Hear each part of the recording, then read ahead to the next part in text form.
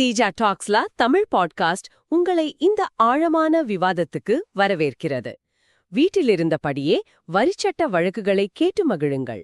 GST சட்ட அறிவை மேம்படுத்த சீஜா தமிழ் பாட்காஸ்டை தவறாமல் கேளுங்கள். எங்களுடன் இணைந்திருக்க தொடர்பு கொள்ள வேண்டிய எண் 9964886879. இப்போ நீங்க ஒரு பெரிய கன்ஸ்ட்ரக்ஷன் ப்ராஜெக்ட் அரசாங்கத்துக்கிட்ட இருந்து எடுக்கிறீங்கன்னு வச்சுக்கோங்க.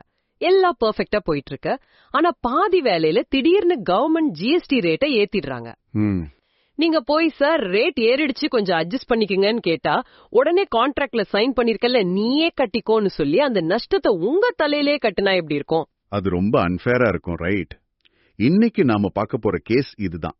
அதாவது high court of judicature for Rajasthan bench at ஜெய்ப்பூர்ல சமீபத்துல நடந்த ஒரு மிக முக்கியமான ஜிஎஸ்டி வழக்க பத்தி தான் இப்ப நாம அலச போறோம்.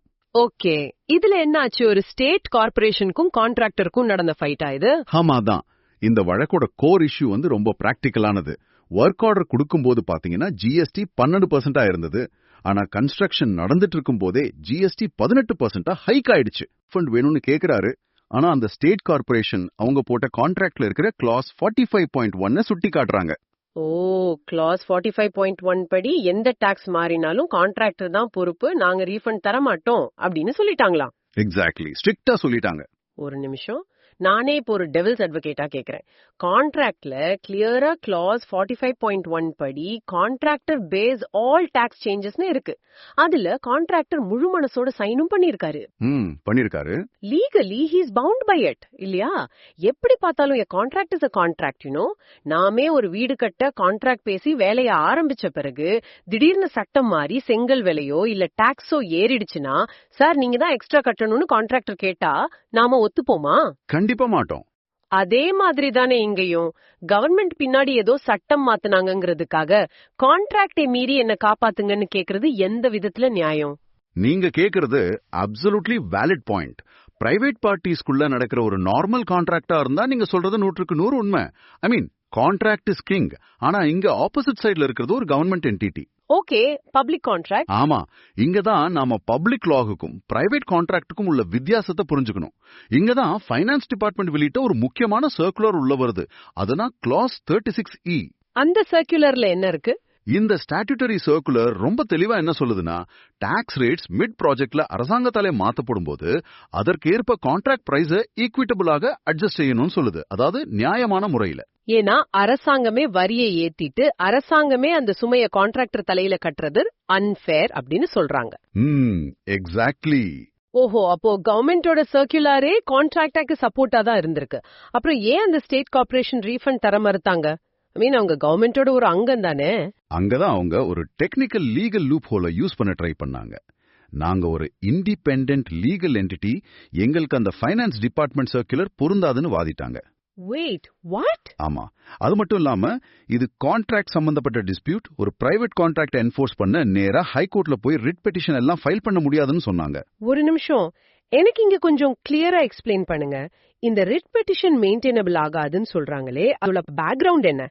பிரைவேட் கம்பெனி மேல ரிட் பெட்டிஷன் போட முடியாதுன்னு எனக்கு தெரியும். ஆனா உங்க கவர்மெண்ட் கார்ப்பரேஷன் ஆச்சே. எக்ஸாக்ட்லி.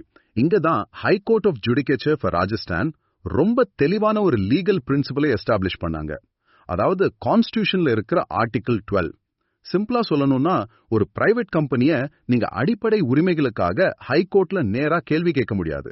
ஓகே. ஆனா ஆர்டிகிள் 12 படி அரசு சார்ந்த கார்ப்பரேஷன்ஸ், போர்ட்ஸ் எல்லாமே சட்டத்தின் பார்வையில தி ஸ்டேட், அதாவது அரசாங்கம் தான்.